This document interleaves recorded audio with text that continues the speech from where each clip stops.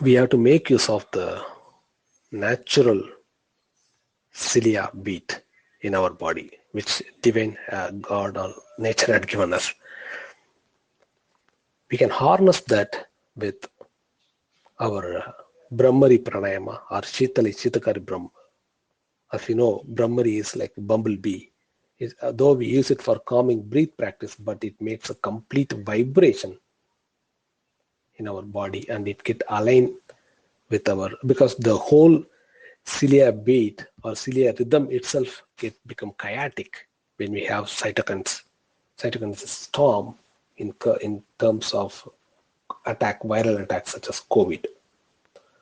So we can prepare before or after vaccine, before time, by practicing not only Brahmari, like mudras, in addition to bandhas, to have more effect on retaining or gaining back our lost cilia rhythm.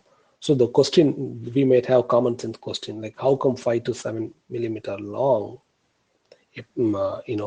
tiny hair-like cilia structure can hold the virus? Because there are millions of such cilia. So the virus need to touch each one of them, and they keep vibrating.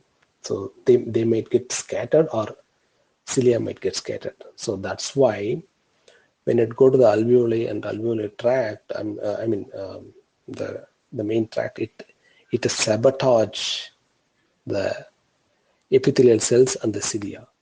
So that's why it becomes very vulnerable.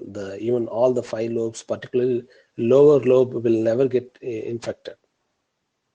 As we lose the cilia, it become prone, vulnerable for all the pathogens to populate and multiply in numerous numbers.